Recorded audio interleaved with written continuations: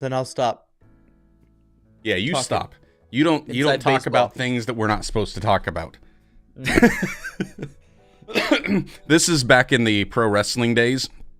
We call this kayfabe. It's the Kayfabe.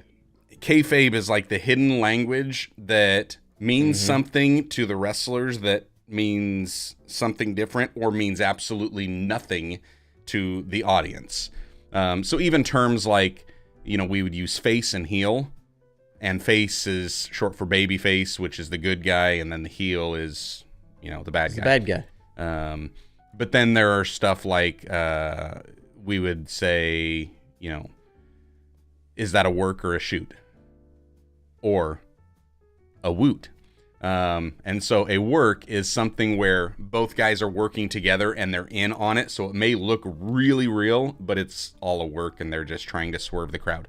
A shoot is when, that's not a work. It is completely real. And that was a legitimate fight. So that's what happened.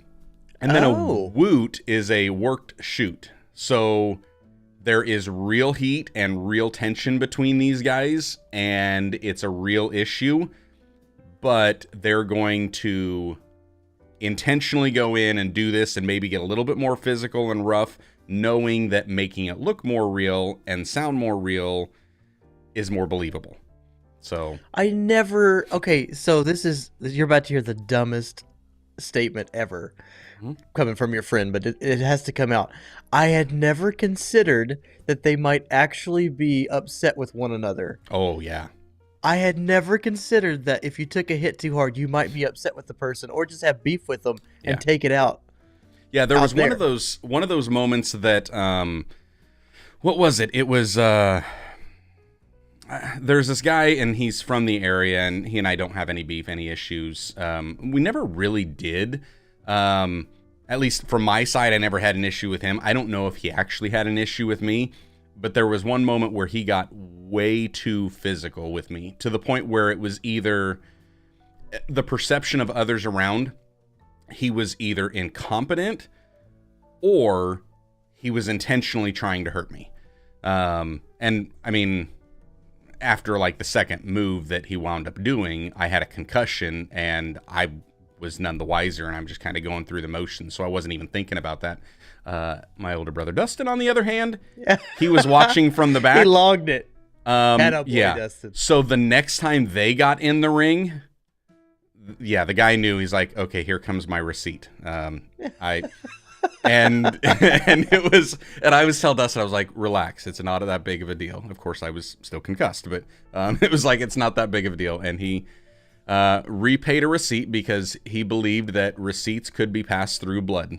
So if you hurt one of us are going to get you back, which is probably a bad thing because then there were times that I had that in the back of my mind. So when others would do things to my brothers, then I would try to repay receipts. And there was a time and a place where I had this proverbial black cloud that was floating over me because people didn't think that I was the safest of workers. And it's hard because you're in that type of a competition where it is a sport. You do have to be athletic to do it. If you have no athletic bone in your body, you can't do it. Like, you just can't. But it's choreographed. It's predetermined. And so things can go wrong. You can try to throw a punch that doesn't connect too hard, and all of a sudden it's like, oops. Oh, no. And then it connects a little bit harder. So you also had to be on the receiving end of that and think, was that just a slip or was that intentional?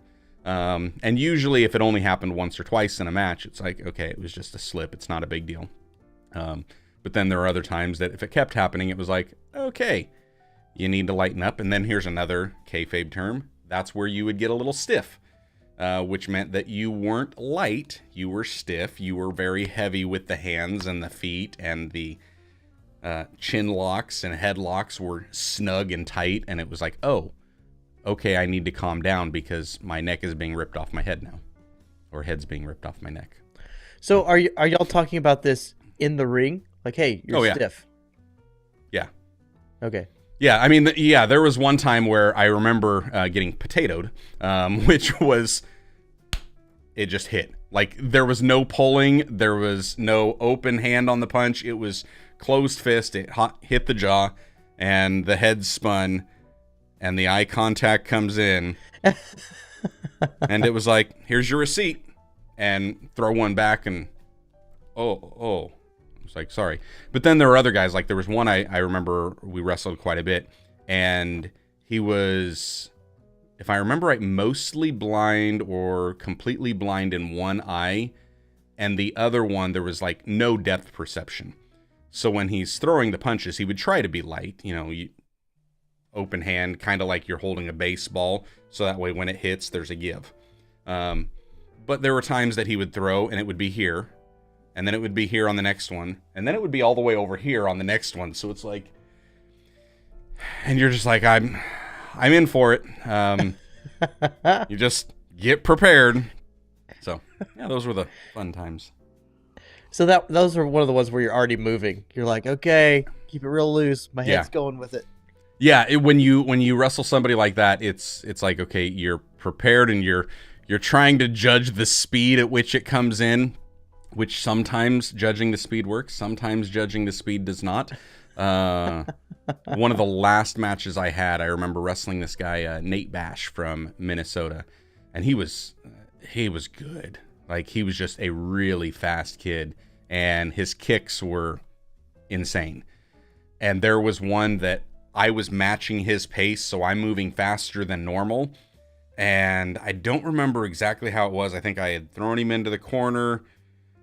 I ran in after him, but he like spun himself out of the ring and threw up a kick as I was running in.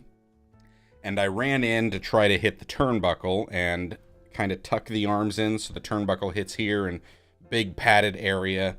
And I'm hitting as hard as I can. And then as I pull out, I'm trying to bring this hand up as his foot comes in to create a little bit of a barrier.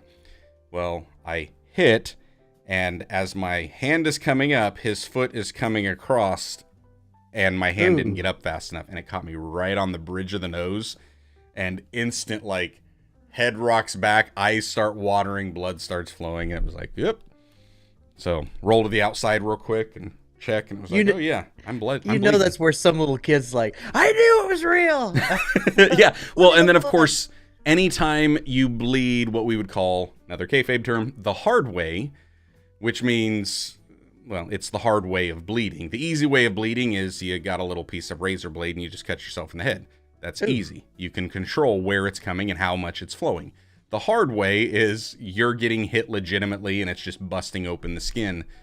So anytime it was hard way, the first thing you wanted to do was try to get the money's worth out of that.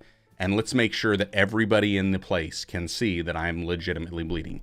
Otherwise, it's a waste of blood. You're bleeding for nothing. Come on. So yeah, that one was like rolling on the outside and falling against the guardrails with the blood kind of dripping down and turning around and looking at everybody, and yeah. So.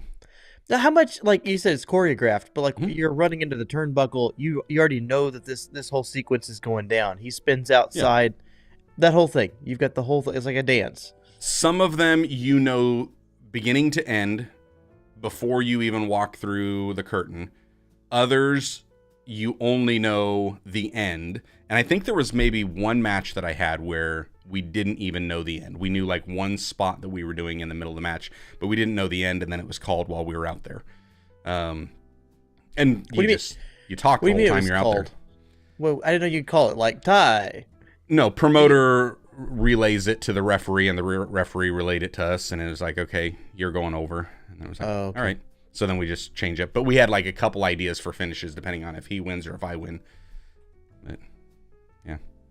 How did we get on this whole wrestling? It's fascinating, man. Kayfabe. Yeah. Well, speaking of which, Zach Tomlinson saying, howdy, Vlogpasters in chat. Good to see you. Glad you are here. Howdy.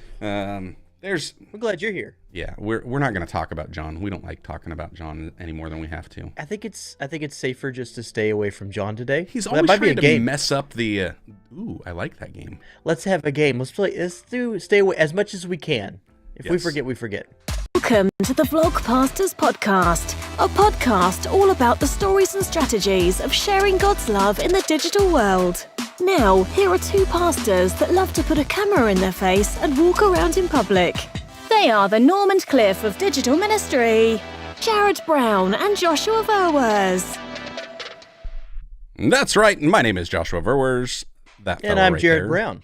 Oh, hey. Hey, and we are... Nailing it. And we're the Vlogpastors. We know what we're doing. Usually, there was something else I was supposed to say. Oh, hey, and you are you, and thanks for joining us live and on demand on whatever social platform you're catching us on, because we're all over the interwebs. That's true. But you can catch us every Wednesday at 10:30 in the a.m. Central Time, God's time, and help influence the chat, kind of guide the conversation as to where we go for the day. Well, we say every Wednesday, 10:30 Central Time, except for last week, because last week it was actually Friday. Oh, that's true. 10:30, because that's we true. were a little. And if you remember, I think we went just a hair long last week, but you and I both got to get out early today, so we can't stick around. We've got like right at an hour, so this is going to be a little bit shorter, but that's what we got to do. So we're going to jump straight into what were we talking about? We wanted to discuss a few things. We had a few different options that I had sent out to you in our Instagram message. Yes. I had said we could talk about like Reels and the impact and reach that they've got, because we've both been creating stuff. Me mostly on the personal stuff. You've been doing quite a bit over on the church channel. Yep. I'd mentioned courses, which we're talking about it. Yeah, we're going to talk about it. And then websites, because outdated websites drive me nuts. Like that's the one I really want to talk about. Every website is outdated. Oh, but I'm talking about like extremely outdated. Like a couple months back, wound up taking Reagan out for her birthday dinner, and it's Monday, and I'm looking online. We wanted to go to O Sushi, and O Sushi is fantastic because the sushi rolls that they give, which if you guys ever get up here, we should take you to O Sushi just because you'll get a kick out of it, because they've got like, I know you guys like sushi, but on top of that, it's all like TV and movie themed names for it. So they have a John Wick. There is like the Dark Knight. There's a Harry Potter. There's an Avengers. There's, all these different ones, which is just kind of fun. And it's so good. But anyways, we were going to plan on going up there. And it was a Monday, I believe we were heading up, because I checked their website. It said what the times were. It also said that like they've got an all-you-can-eat type of a deal, and I'm like, yes, please. I'm going to pig out on sushi. And then we get there, and there's a sign on the door, and it says they're closed on Mondays. And this is her birthday dinner, and they're closed. Can I just call a timeout real quick? Because there's all-you-can-eat sushi. I need to pause you right there. All-you-can-eat sushi. What? If I may, this magical place. What would be the price tag approximate? Give me a range for all you can eat sushi. I want to say it was $35 a person. No joke. And then if you don't do that, they do have like a takeout special, and they've got two different takeout specials. One of them, I believe, is 3 rolls and 2 appetizers, or the other one is 4 rolls for like $38 or $39. But yeah, the all you can eat is like 35, 38, somewhere in that range. So you're saying they went out of business? No, they're still up and going. Yeah. But they were closed. Well, so they were closed on that day. And apparently during COVID, they wound up closing on Mondays, and they just never updated it and never reopened. And their website says that they're open on Mondays, but they haven't updated it in 3 years. I see why your response is somewhat visceral. So, because if I was going for all you can eat sushi and I showed up, I've checked the website, I am there to do work. I can see the reaction now. And then 3 years. Yep. And then last month, same thing or similar thing. My back was out. I needed to go to the chiropractor. So I'm trying to figure out where am I going to go, who am I going to go see, because there's like 2 or 3 different chiropractors that I go to, just depending on what their availability is. And I created my schedule around the one here in town, knowing when she was available, because she was available according to her website, like Monday, Wednesday, Thursday, Friday. And this was a Thursday. Thursday morning I call, and it says that she's only available Monday, Wednesday, Friday. So I had to wait another 24 hours with a sore back. And it's like, just update your website. Which, okay, so that was the topic why I wanted to talk about websites. Because... Well, how long's too long? What do you mean, how long's too long? Well, 3 years, obviously. You say 3 it's too years? long. Wait. Well, I would tend to agree with you. Perhaps, maybe that's too long. But what if you just stay? What if you're like a church? Your service times are the same service times. So here's the thing. If it is essential information that hasn't been updated, there's a problem. That's kind of my take on it. But anyways, we might talk about that later on. Because I do have a resource that I've never really announced for pastors and small churches that might help a little bit. But we'll save that for another time, or maybe there will be a What Joshua video, or I don't know, who knows? Who am I kidding? A What Joshua video? Like, that's actually going to come out. I'm waiting for a Joshua Verwer's original.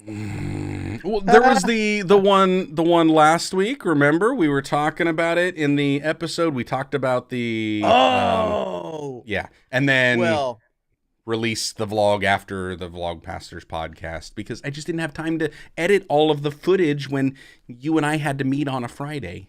My apologies. Although it would have been after the Vlog Pastors podcast anyways, because had it been a Wednesday, I wouldn't have had the event until a Thursday, so the earliest I could have got it out was Friday anyways. Well, okay, fair enough. So you are releasing content, but I want to ask you about something. This has been a few weeks ago, real quick, before we get into our main top. Yeah. You did an Instagram, it was just a post. It was like a carousel or something. I don't remember exactly what it was. Let me just give you some kudos real quick. That was probably the best Instagram post, and I don't know how to quantify this either.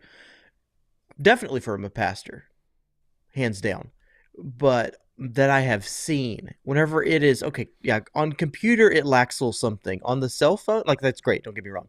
But on the cell phone, that is the most beautiful. Yeah. Look at that thing. Look how it flows. And it like overlaps. Your hand and arms go to the next screen. Yeah. Did you just pull that off of Canva or what? Because that is amazing. No, I spent way too much time on that. This was a like a Canva template, but the Canva template was nothing like this. Like the only thing that's really there is the last 2 colors. Actually, I don't even know if this was the color. I think that was a different color I put in. This like save for later was, and my name and tag was about the only thing. But the arrows I all put in, redid everything, took lots of screenshots and trying to format it. And my thought was, like, because we had talked about this a few weeks back when we were discussing where should you post your church content. And you had essentially said, post it everywhere. It was that invite collab feature that, Trade kind of told me about. And then I wound up discovering that, hey, it's also on Facebook, and had talked in some DMs to Vaughn Sanders, and he had used it for a while. And it was just kind of neat to put one of those. I've seen a lot of people do these carousels, and I think they're really cool, especially on Instagram, because on Instagram, you're swiping. And so if you hold in the middle of a swipe, you can see where the 2 scenes are there. But the problem is what got me. Like on this, you can't see it. There's no seeing this one. I'm going to pull it up on my phone real quick. I don't know that you can see it as well because this will be kind of truncated on. Oh my goodness.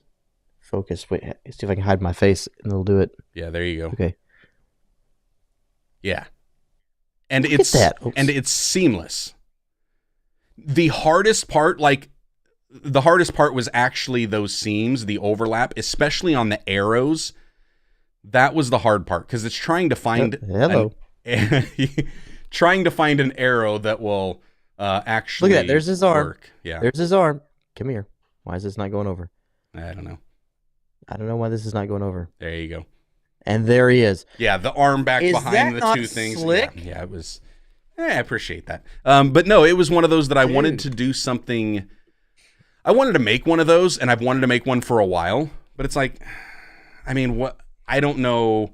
Brian Sorosa. So what are they doing again? How is this possible? Yeah, it looked like some witchcraft right there, honestly. Because I like this reminded me, this was reminiscent of whenever you vlogged, when we vlogged, but the idea originally came from you. Why don't we vlog our sermons during COVID? Yeah. And then it was like, oh, of course we should do that. This was one of those. This was one of those moments where it's like, oh, not only like should we be doing reels and stuff to educate the audience on how to do all this stuff, which is hopefully what we'll be doing with our show moving forward. But like, it was like, you did it at such a level, man. You did it at such a level. It was like, oh, that's the authority piece. But don't I always do that? No, yes, sorry, yes and no. Yes, you do, but you disappear for 6 months. You'll do one, and then you'll be like, and then you'll come back with a brand new one with a new template the next time, and it'll be 6 months later, and you'll blow it out of the park. But we've kind of forgotten about that one. You're still the OG. I say take that template and then go. Yes. So that's reiterate. I'm wanting to do some of that, and I don't remember who it was that had asked something along those lines with that. It might have actually been John Hayes, who we're not going to talk about today. Let's not talk to John. But right now. it might have been one of those where he mentioned something about either doing like a video version of it or doing another type of carousel. I like the carousels. I'd like to do more of them. It's just got to be the right idea. And then that's the hard part for like my personal channel, because it's not pastoral heavy. It's not vlog heavy. It's vlog pastor heavy. And so it's like finding that sweet spot. Now, could these type of carousels be done like on a weekly basis for a church? Absolutely. I mean, especially a preacher that's got like a 3-point sermon. Hello, there's like 5 carousels really quick. First one, start with your hook. What question are you really trying to answer for your message? You skip to the next one. There's point number 1 that you're trying to make. Next one, point number 2. Next one, point number 3. And then the final one, here's the big call to action. And that was essentially the whole format that I did on this, was what I was thinking of for a church. Like the very first one is how to collaborate on Reels. Like that's the hook. Hey, do you want to know how to do this? Here's how you do this. And then it was just a step-by-step, 1, 2, 3, 4, 5. And then it was like, oh, but what about, and here's a second hook. What about Facebook Reels? 1, 2, 3, 4, 5. And then call to action. Do you think you're going to give it a try?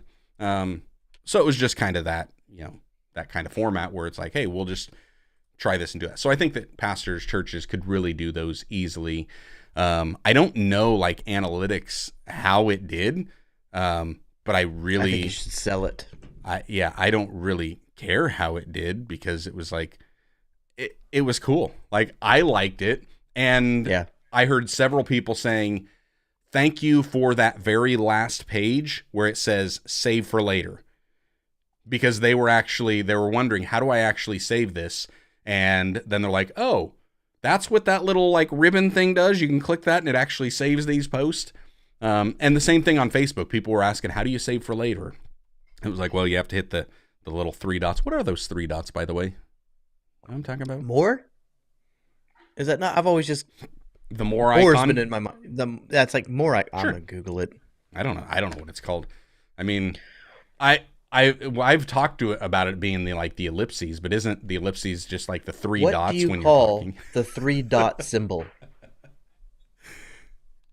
We're gonna find out here. What does Google say? Well, yes. It says an ellipsis. Yeah. Consisting of 3 of inch. Yeah. But on social media, I should add to that. Yeah, because it's different when it's that. But yeah, it is the more. And like the 3 lines, I've always just called that the hamburger icon. Because you got the, the top bun, the bottom bun. Yeah, see, like right here. Here's the hamburger icon. Right there. This is more. That's a hamburger. What's a hamburger? You see, you got your bottom bun, you got your beef patty, and you got your top bun. Where's your cursor? Down in the there bottom. It is. Oh. See, it's a hamburger. It's a hamburger. At least that's my story, and I'm sticking to it. There it is. Hey, I just want to be able to ask a different question. What do you call the 3-dot icon on social media? I don't know. So out of those three topics, do we want to talk about Reels today? I mean, we've only got, how much? We've got 40 minutes or so. Yeah. You want to talk about Reels? Yeah, let's talk about Reels and the impact, because we've been posting some stuff. Well, right? I would like to say, yeah, I guess this is my time to formally go online and say I was wrong about Reels. I thought it was a fad. It may still be a fad, but it is a long-lasting fad. I figured it would pop in for a second for the kiddos that didn't want to turn their phone over sideways or didn't want to focus in for a full story. And oh my goodness, Deb, gloves are off. And I didn't even wear the shirt. I tell you what, I always knew it. I did. I could tell it in her voice. But anyway, no, I thought it was a fad that was just going to kind of, pop in, pop out, and we would be back to long form, horizontal or, regular content. Yeah. Nope, wrong. I think it possibly could have been that way, but they have obviously written it into the algorithm, and everybody is now on board, and it is a complete thing, in my opinion. What do you think? Yeah, so I'm kind of wondering, because I've been posting Reels, TikTok, YouTube Shorts, Reels on Facebook and Instagram. Been posting it on all four. So the main four vertical short form formats.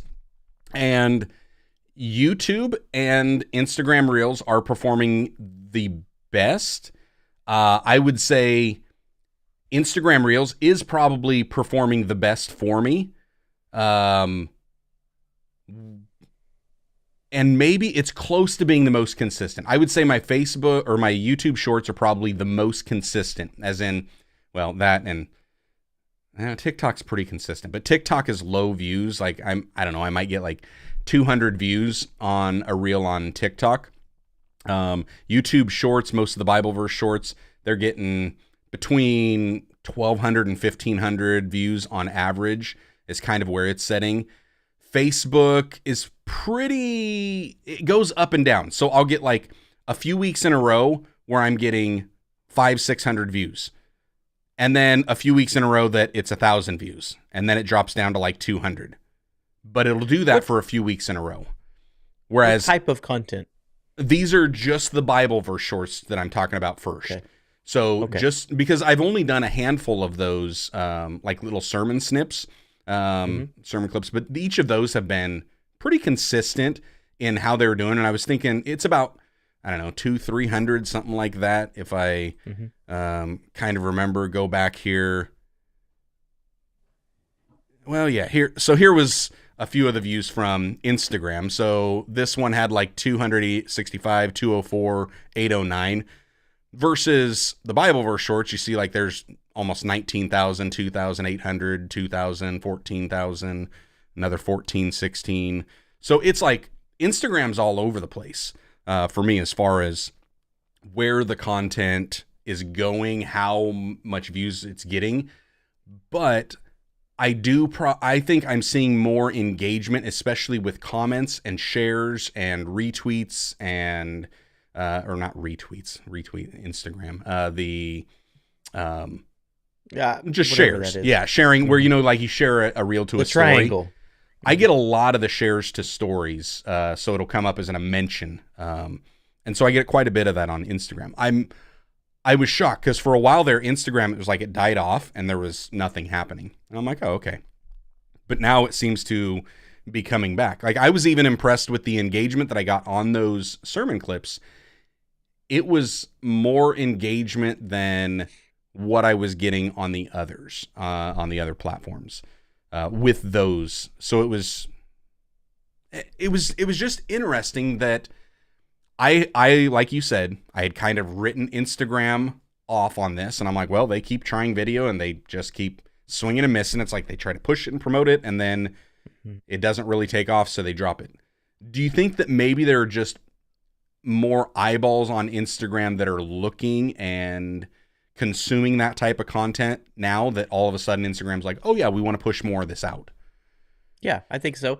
I think the trickle down. I think you did TikTok and all the kids. I say everybody made a swing towards TikTok, but I think with regulations and I think people realizing that there's just, if we're being honest, there's just not like meat. You can't really sink your teeth into a long form story. You got to find somebody. It's real seeker dependent. You've got to be the driving force in order to build like Joshua. I would have to search you out every time.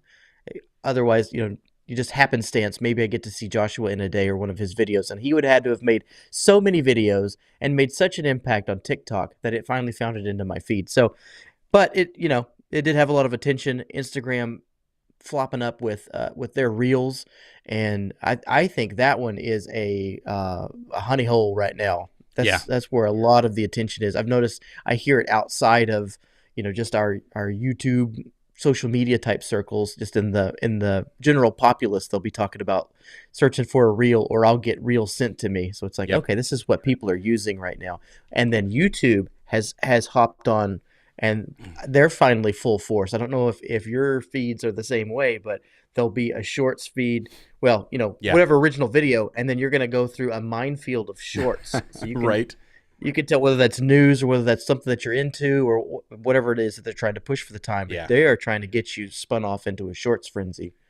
And I will say, having not only been producing content on those four, but also consuming the content on those four, it seems like Instagram and TikTok feed me what I want to consume the best.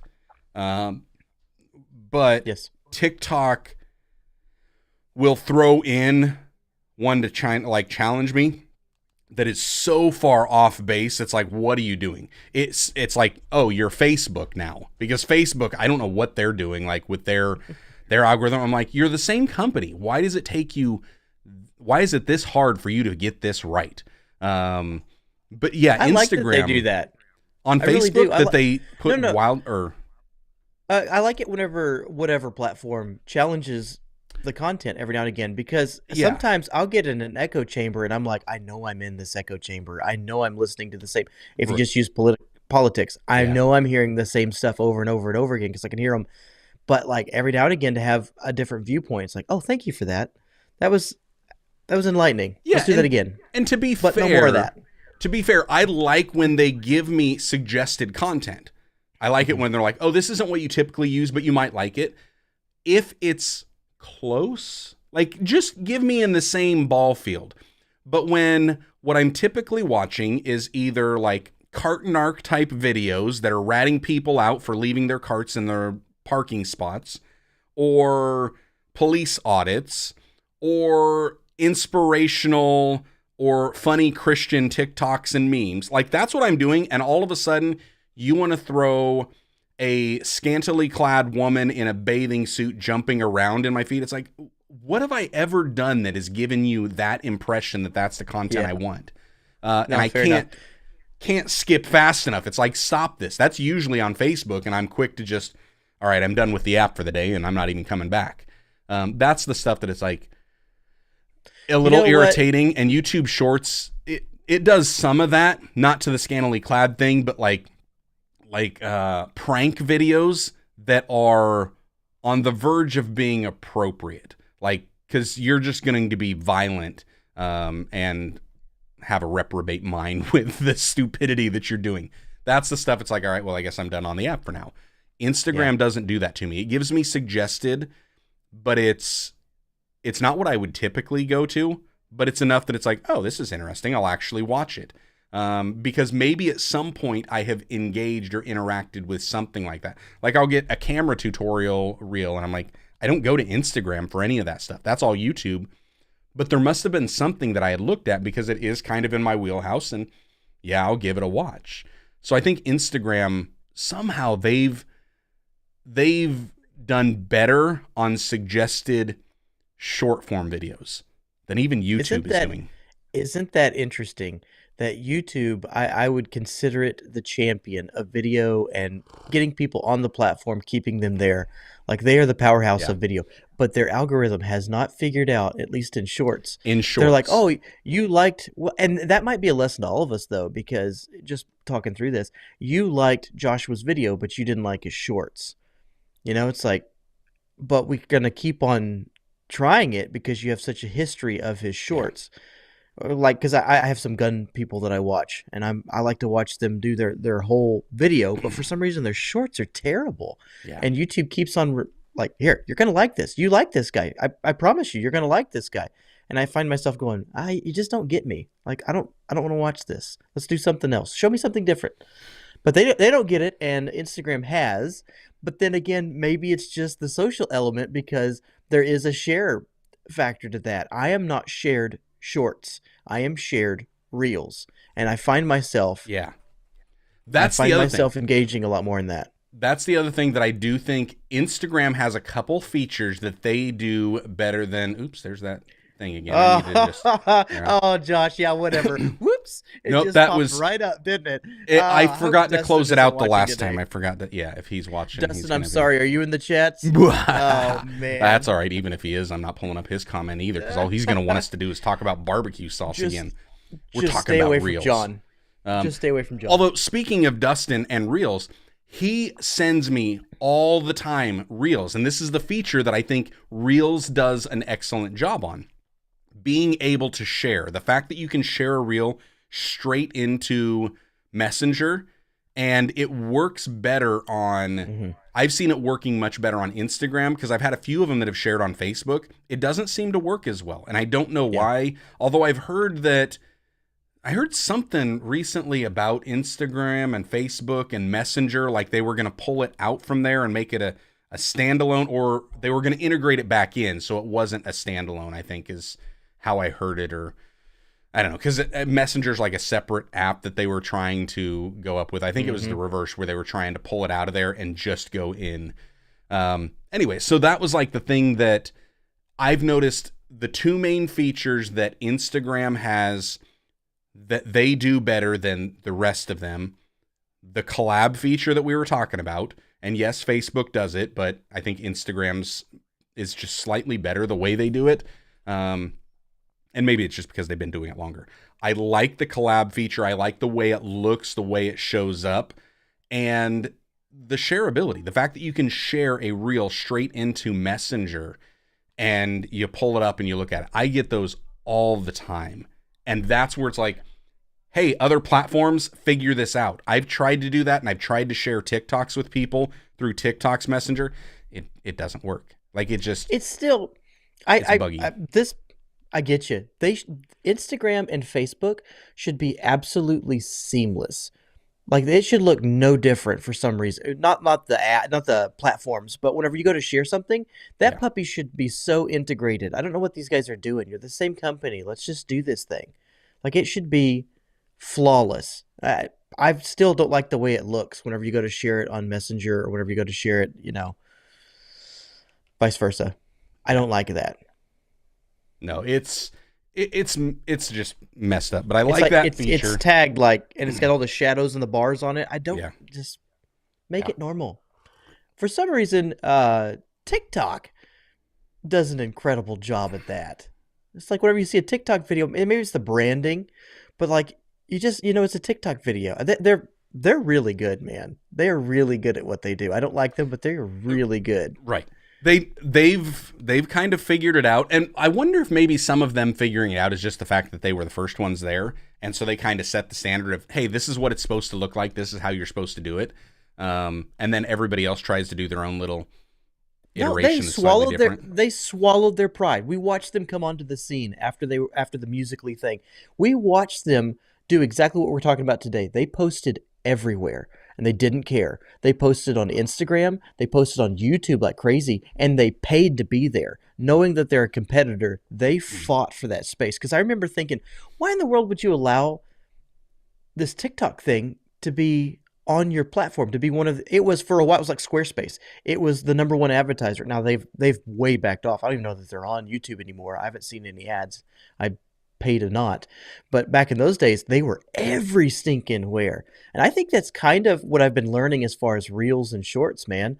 Yeah. I think some of the folks I've been talking with, and especially my experience in posting for businesses and stuff, it's like maybe they have been, like they're on Instagram, they're on YouTube, they do post weekly or whatever, but it's the people who are, and this is so dumb because it sounds like one of those guru type people, but it's like they're consistent and they're everywhere.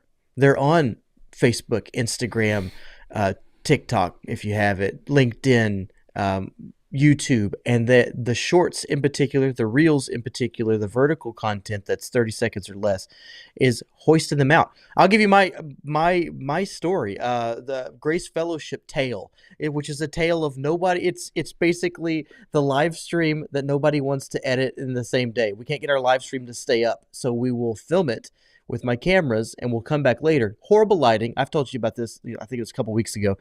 Horrible lighting. It's embarrassing. I wouldn't show it to any of you guys, but we slam it up on our YouTube so that people can have a look-see. Have a look-see if they missed it. And it's usually the week prior. We'll save it and it airs the week that we're filming the next one. So they're a week behind. They'll catch it a week behind. Nobody watches that. There's like 20 people who watch, that. And that's on a good day. Maybe 7 people will check back in and go, "Oh yeah, let's see what happened last week," type of thing. It's very rare. But we hopped into shorts and just started slamming up a couple clips. And we had 20 subs, 30 subs, something rinky-dink over on the channel. I don't know what it is now, but the message gets out there. We put it in shorts, and now we have more people viewing the full-length service, and we put it in reels, and and whatever. Why does Facebook call it reels? They have their own version of reels. If you want expanded reach, you call it a reel, but it's a post. Whatever. If we're posting all that vertical content. No, they're reels. Because Facebook reels. And Instagram have a reels section. But when you go to post those things, they call it a reel, and it doesn't necessarily mean that it is just the recreated version on Instagram. That is whenever when you do their back end, it is a post is native to your audience, and a reel is pushed to extended audience. Little tip out there for anybody looking to do it. You want to tag. Yep. Post guarantees the saturation of your audience. Reel kind of takes a chance in the early days and goes outside of your audience. So when we started posting on all those things, the cumulative. I saw this the other day whenever I was looking at yours, but I could see the data now. The cumulative reach of Facebook, Instagram, and shorts, YouTube shorts for us has that's been a little bit of a thing for our little bitty church. It's in the community, people have seen it. We just got over ourselves and stopped hiding it behind all these different walls of oh, this is our service. Nobody wants to watch an hour. No, they don't, but they'll watch 15, 30 seconds of whatever happened. Right. Jason had a nugget this week whenever he was preaching. We grabbed that nugget out of there, and the community got to hear that impactful nugget that the Lord brought. And it's not all the embarrassing moments of some of them were. I still put those up there. If you want to have some fun, I love this because they don't get control over it. But Jason was preaching, and he was saying, basically, you need God in your life. If you're relying entirely upon psychiatrists and whatnot, then you're going to have missed the point of living your best life. I'm paraphrasing a lot, but he had a pretty good God nugget right there. And so I dropped that inside of targeting and hashtagging mental health group type things. And he calls me and he goes, "You're going to get me killed. Would you please stop doing that?" I thought it'd be fun. See if we'd get a response. Oh, we got a response. All right. Yeah. I have seen a lot of those from your church that have popped up on a variety of platforms. And they're cool. That's something that, why not do more of that? Because it can, in just that little nugget, it can make an impact to somebody. A conversation I had with, I think it was Mom and Grandma a couple weeks ago. Grandma had kind of mentioned she hates being late to church. And part of that is the way that she's always done it and always been raised and hates being late. But by being late, like service starts at 10:30. If she's not there by 10, she's late. Right. Oh yeah. I feel that. And I'm like, oh yeah, okay. But me, I'm one of those that I don't subscribe to the if you're not 15 minutes early, you're late. No, 15 minutes early is early. And a minute late is late. A minute early is early. On time is on time. Like, that's just the way it is, which is why I kind of tease us all the time when we wind up going late. 99% of the times we have been late. Because not today. It may be not today. Not today. We were on time. And we're going to end early. We are going to have to. Yes, we have to. But that was kind of the thing where I'm one of those that I've had people walk in the middle of my message. And I mean, like, there was a time I remember I was in the last like 10 minutes. Like, I'm landing the plane. I'm on my third wrap up for this message. And somebody comes walking in the door to sit down and listen to it. And it was somebody who had kind of been off and on fairly regular, but not super regular. And they just sat down and I remember there were some people that were upset with that. And how disrespectful is that? And I'm like, disrespectful to me? Disrespectful to God? I mean, I think God would rather you be late than never. I mean, he's long suffering. He's holding out until the very last minute. There are a lot of us that were late to the party, right. And yet he still did it. So for me, it's like, the same God that can deliver a message to somebody in my 30-minute message or a 45-minute message or an hour-long message can also deliver exactly what somebody needs in 5 minutes. Absolutely. So I don't have an issue with that. So when it comes to the shorts, like, okay, they may not get the whole thing, but they may have gotten exactly what they needed in that 30-second clip, that 15-second clip. Just a thought, just a nugget that all of a sudden it's like, oh, whoa, and it kind of draws them in closer. So that's where I do like the short form. I finally come around on short form. It's taken me years. I know. But I finally came around. Especially after putting more of the Bible content out and the sermon clips. And it's like, oh, this actually can be very beneficial and very helpful. Well, what I've noticed for pastors is a little nugget for us is that this can and potentially has the opportunity to cut down on a lot of follow-up or, just reach out, second, third, fourth reach out. Because say you have folks who aren't able, let's be honest here, nobody's making 4 weeks out of the month. Okay, none of us have folks who are, except for the core, who are cranking, and they're going to be there every Sunday. So you have the folks who are kind of, I want to get up and go to church and do whatever, but I got family stuff or baseball or whatever's going on. And they're going to catch those little nuggets, or maybe they're on the fence, or maybe they've been asking the Lord for a word, and that pops up. God can use that little bitty 15-second clip to pop up in their feed and give them a nudge to go, hey, I'm right here. I got you. I know exactly what's going on. And just to have the Christian content out there in the world to remind people that God is with them, or to remind them that there's a family of faith that meets, or to remind them of the little nuggets that they may have forgotten, I think is incredibly powerful for pastors. And especially nowadays, because I'm just going to say it, because there is more, unpopular opinion, so get ready to kick me off. There is more cradola that's coming out. Okay? And it's almost like we need to step up and put some of that stuff in order. Like, for a while there was a void and we were speaking into the void, like there was no Christian influence. Yeah. And then now there's like the opposite. There's a ton of people who are talking about things of God, and you're like, what are you? What even is this? What is this hate speech coming out of here? No, thank you. So I think it's even more important now. I'm kind of getting a shift there, and shorts, reels, all posting on all these different platforms. I think this is the way to not get your name out there, but to get his message out as far and as wide as possible, which is something that's beautiful for us small church pastors, because we're not trying to fill the pews. We just simply get to do our thing in a small audience, and then we get to package it up and fling it wide, wide the seats, and it goes. It's amazing. flinging wide.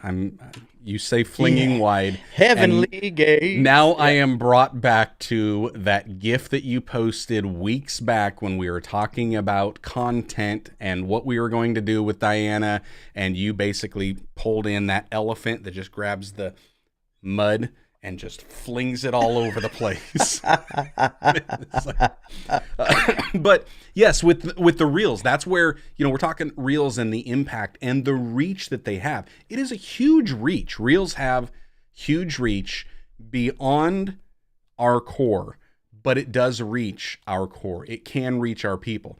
I think maybe the other thing that we don't think about when it comes to these platforms is that I would venture to say that Instagram and the demographic of the people that actually use Instagram might be the most reflective of churches across the board. Because I would venture to say, and this is just a stab from a small church pastor in my own experience and what I've seen moving around, is if your church is 50-50, male, female, yes, there's only two genders. If that's the case, then you're in the minority, because more often than not, they swing a little heavy one way or the other. And generally, what I've seen is they generally swing more heavy towards the females, the women, which is an adult female, by the way. It swings more there. So they're a little bit more heavy. And most churches, the demographic are typically, adults and parents kind of in that 25 to 45 range. And that's where a lot of them are. And then it goes up from there. It doesn't typically go much lower than there, typically, especially talking small church context. And when you look at the platforms and where they're at, that is almost exactly Instagram's demographic. Yeah. That's like the sweet spot of there. Facebook is very similar, but Facebook is typically a little bit older. And YouTube is a little bit more broad and a little more male heavy, and TikTok is a lot younger. So I would say that the ideal target demographic that churches will typically draw and have, it's very reflective to what Instagram has, which might be why we're seeing success and engagement with the Reels, whether it's Instagram or Facebook, because they are closer to the demographics of the church. So it's just kind of fascinating. And like you had also mentioned, and I just kind of wanted to bring that up too, was that, we got John Hayes, a comment came in. I hit the wrong button.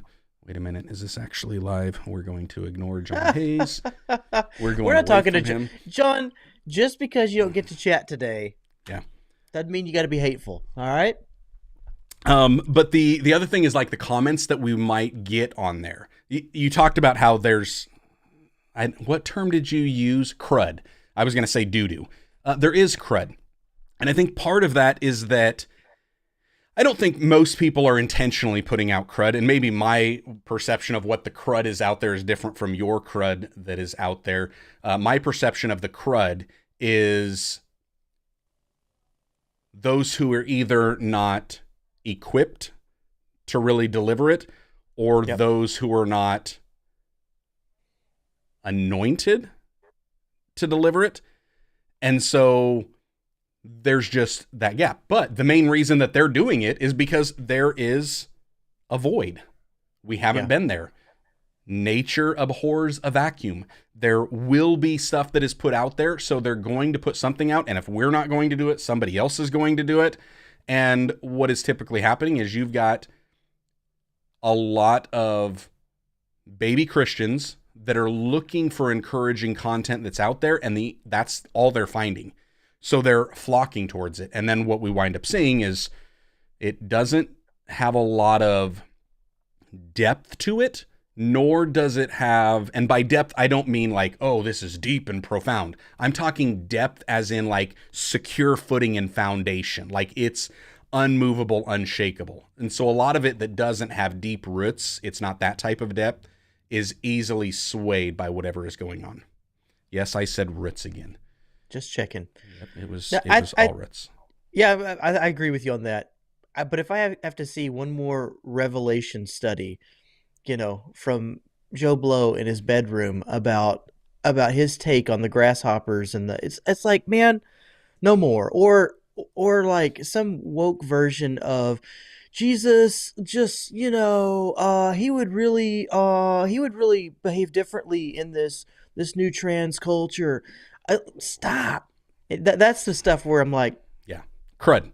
and well, it's crud, but it's like Unequipped. massively viewed. So if I was to give it like target segments, like if there were pastors who are anointed to go into like those topics of sexuality, or I know they're out there, ones who could do the political spectrum without diving in. That's not me. We've already proven that a couple of times. We bring that up, I get fired up.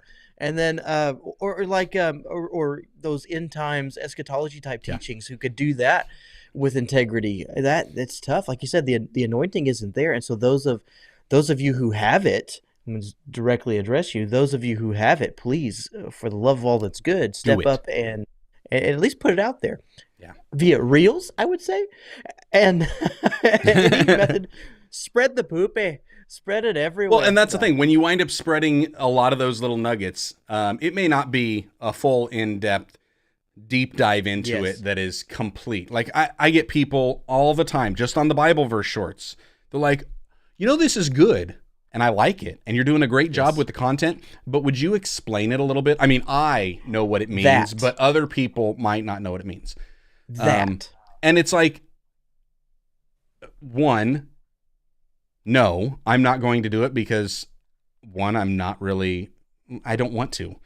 And I don't feel God has called me to explain it deep dive. If you want the explanation on some of the verses that I've got, Full Faith Church, Sheraton, Iowa, 10:30 a.m. Central on Sundays. But that's exactly it, though, man, because that's what a short is. A short is to whet the appetite that you got a nugget, and if you want more, you go to that person's page. You start finding that person. All it does is it is exposure and it is authority. So if they happen to see you again, I saw this guy. I've seen him before. I've seen some of his reels. Or what's even better is if they catch you on Instagram and then on YouTube or something, then they have a way to track you. It's like, oh, I'm going to click on his channel and do a deep dive because I know he'll be longer here. Because I did that the other day. I was watching, they were interviewing a veteran and he had an amazing story and it was a short. And it's like, they pause it in the middle of that short and it's gone. Like, how YouTube's set up. You can't find it. It was so truncated. It was like, this isn't enough for me. I will find you. I will find you one of these days. Yeah. Yeah. So I think that's exactly what it's for. Reels, Facebook. Don't hate on Facebook, even though it's getting older. Maybe it's a demographic thing. But I still find most of my people, like locally, I still find them still operating on Facebook in a significant way. Yeah, no, Facebook is still there. If I were to rank on my preference of viewing short form content, it would be Reels, Shorts, IG Reels, YouTube Shorts, Facebook Reels, TikToks. That's also kind of where I'm seeing the views too. Even though I think on a consistent basis, the Instagram or the YouTube is maybe slightly higher than Instagram in view count. It's similar. But from a viewing experience, the one thing I wish they would do a better job of, which I don't think they've quite narrowed, YouTube is better, searching back up a reel. That is impossible on Instagram and Facebook. You can't. There's a search function. It doesn't matter what you type in. They're not going to give you anything you actually searched for. So true. And it's like, it's just ridiculous. Although I haven't tried searching for any of the Bible verses. I wonder if that would work. I might have to try that. It would be a miracle. Anywho, hey, we need to get out of here. I want to wrap this up, and John and Trey talking about something being off in this episode and whatever. No. You guys picking on us in the chat just because we were in a hurry and we couldn't pull up lots of comments this week. Anything else you want to say, Jarrod? No, I think you've just about said it. You know what we didn't talk about that I'm glad we didn't talk about? Courses. Maybe we'll talk about that another time. But we don't have time right now. So until next time, stay blessed, enjoy God's best, and have a fantastic week.